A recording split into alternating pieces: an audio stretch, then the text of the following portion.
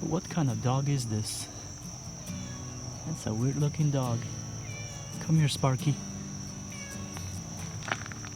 That's a weird bark you got. That is a weird possum. Well, come on.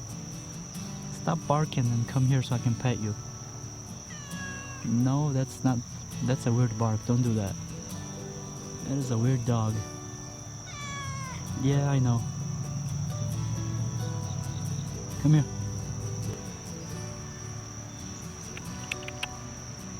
Come here so I can pet you. Yep. There you go. That is a weird dog. What kind of dog are you? I don't know what kind of dog this is. The bark is really weird. Don't blow a fart on me now. Yeah, no, turn around.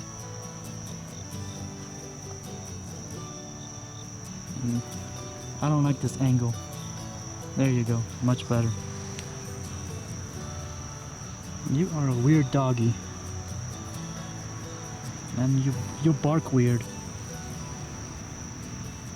Enough of that, I gotta go film my YouTubes. Let me show you what was done and how the house looks. It's a small update, but I figured I'll show you just so you have an idea how this stuff comes together. So we are moving forward, as you can see, and speaking of moving forward, there's that dog again. I guess he likes me. Let's see if I can throw him a 2x4, see if he'll fetch it. So we got some stuff done. Remember this, because this is like a letter Z, so we're going to be spelling today. So when it comes to the fascia, aluminum fascia, if you bend it this way to a letter Z, it gives you more strength. Some folks just do the letter L, so they don't do this bend on top, and then the fascia gets all wavy. So if you do something like this, and then bend this piece here, it just gives it more strength, so it doesn't get as wavy, so it just looks better, that's all it is. And then, this is a channel, and you can tell me what kind of a letter that looks to you like. That is what channel? G channel, J channel, F channel? You can find out. And this guy likes, I don't know whose dog that is, but okay. Yeah, bark. So see, there's that bend. Let me get up closer for you.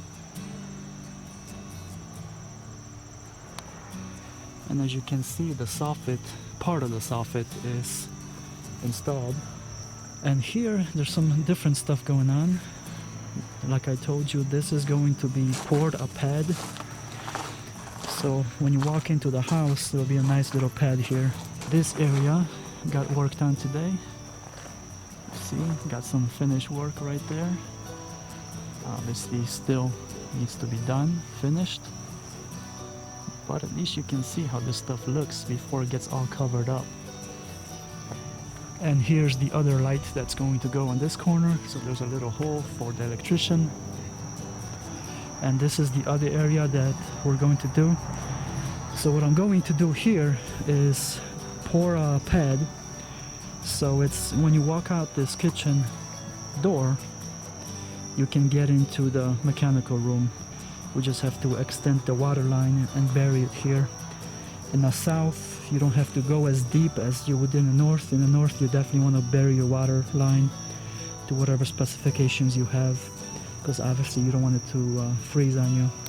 And this does have a little slope on it. And the slope is just enough to guide the water away from the house going that way.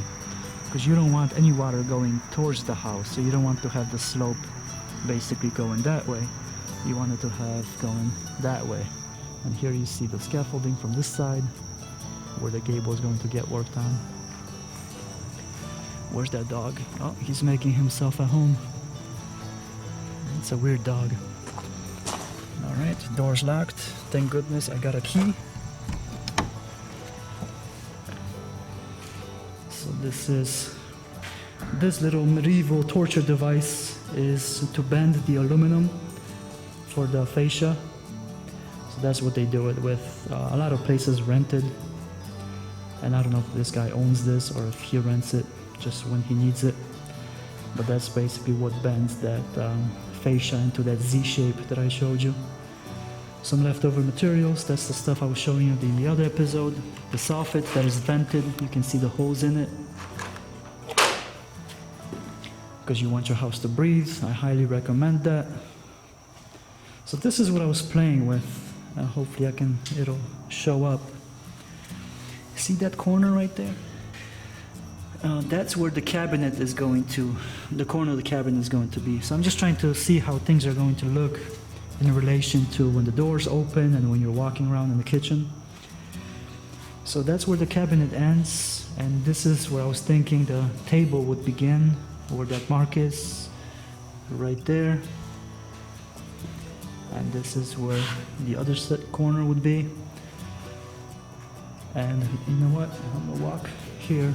And this is how I envision the kitchen. So I'll show you a screenshot of the program that I use from this angle so you can kind of see what I have planned.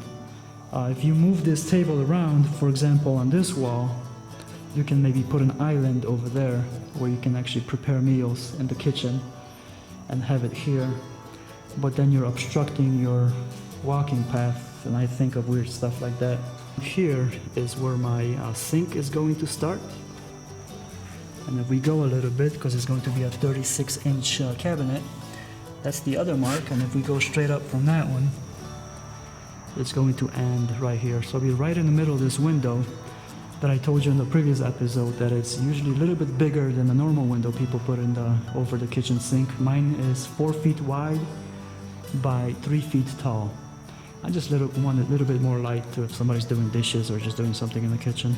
I planned this out on my computer program, try to account for every single inch of this house in the layout, just so it feels like a house and it's comfortable. Even this little thing, it didn't have to be here, but this little piece of the wall, this is where the door is going to be right here.